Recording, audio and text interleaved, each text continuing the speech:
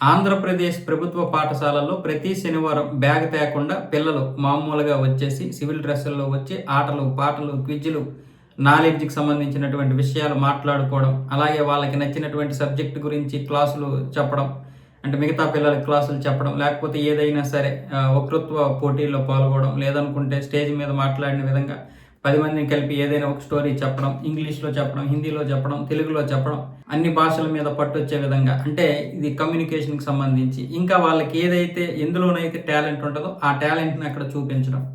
ఇలాంటివి చేసే విధంగా ఇప్పుడు ఆంధ్రప్రదేశ్ ప్రభుత్వం అయితే ఒక కొత్త కీలకమైనటువంటి జీవోని తీసుకొచ్చింది.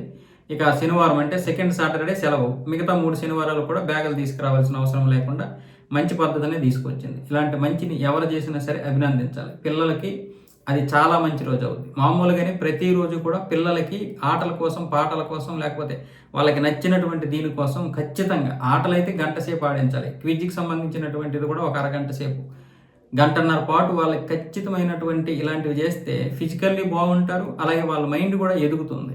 ఎప్పుడు పుస్తకాలు, పుస్తకాలు, పుస్తకాలు అంటే ఇంటి దగ్గరికి వచ్చి హోంవర్క్‌లు, అక్కడేమొచ్చేసి పుస్తకాలు. ఇక వాళ్ళకి ఆ చదువు తప్ప ఇంకేం తెలీదు. అంటే బయట ప్రపంచం తెలీదు, నాలెడ్జ్ తెలీదు. మిగతా సమయం ఫోన్‌లు పట్టుకొని ఉంటారు. ఆ షార్ట్స్ తప్ప ఇంకేం తెలీదు. కాబట్టి స్కూల్‌లు, ప్రభుత్వ స్కూళ్ళైనా, ప్రైవేటు పాఠశాలలైనా వీటి మీద కఠినమైనటువంటి చర్యలు తీసుకొని జాగ్రత్తలు పాటించితే పిల్లల భవిష్యత్తు బాగుంటుంది. రేపు మన యువ భారతం బాగుంటుంది.